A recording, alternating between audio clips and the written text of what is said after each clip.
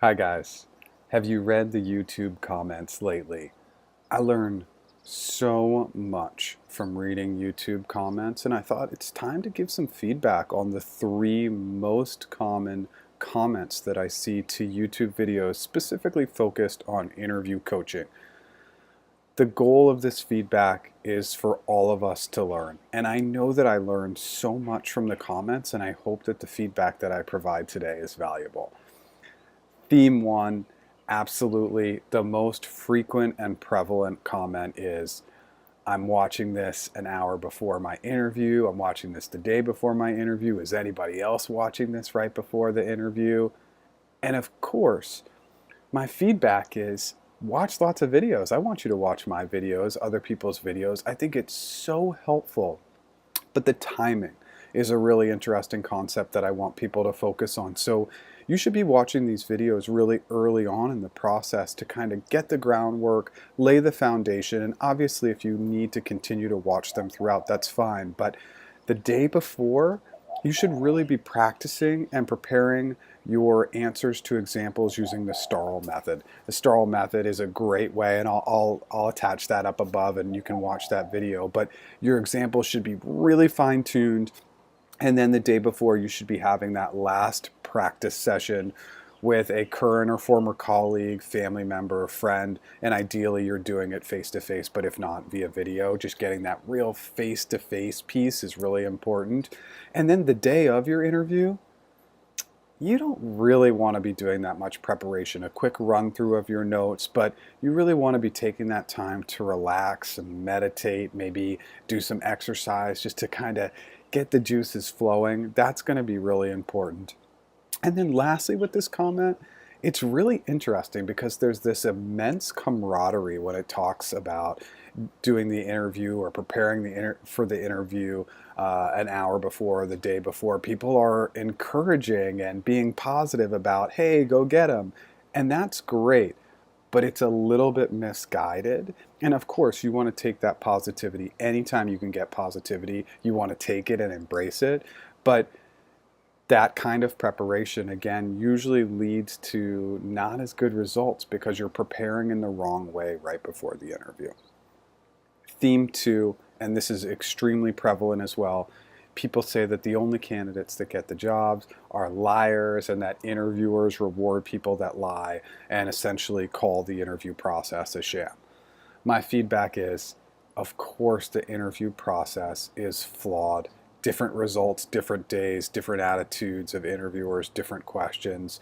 But people that do well in interviews typically prepare and practice, and they have made sure that their strengths, their core values are aligned with what the company looks for and what the position needs. The second piece for people giving this type of feedback is this negative belief is just that. It's negative, and it will have this self-fulfilling prophecy and negative carryover into the interview. And so if you go into every interview feeling like, wow, everybody is a liar, and if I don't lie, I won't do well, and the interviewers just want me to lie and say what they want to hear, again, it's gonna end up not working in your benefit. And so look for the silver lining, look for the positivity always, right? And so my last note is, as I was putting together this prep over the last couple days, last night I watched a couple videos from a couple of really well-known YouTubers, and their first comment was to lie. And I was just really, really shocked. Again,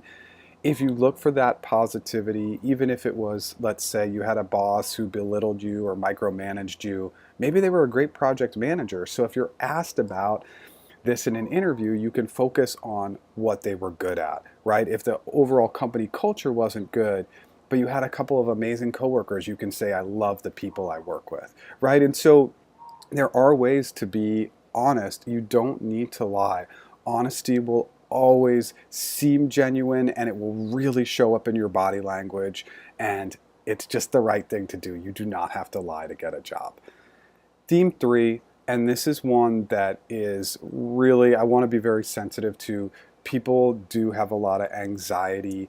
They have nervousness. They are fearful. They're overwhelmed by the interview process.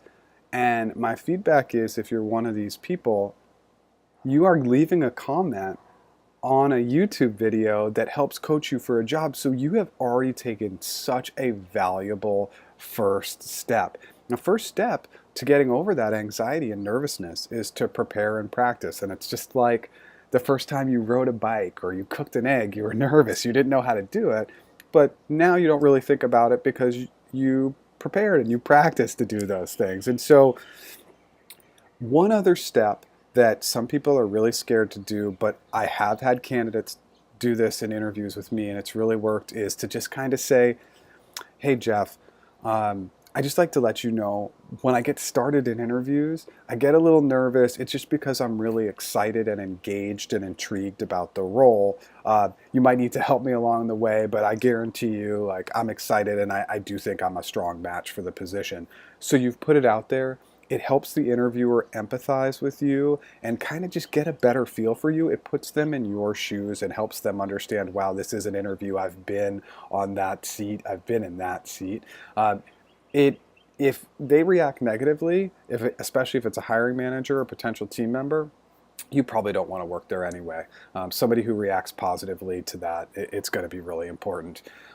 These three themes are by far the most common and prevalent in the YouTube comments focused on interview coaching. So you're not alone. And I strongly encourage you to read the comments because people are providing valuable feedback. I try to go on other YouTube videos and be really positive and provide feedback on that video. So you can get extra information just by looking at the comments and understanding that interviewing is difficult. It is really hard.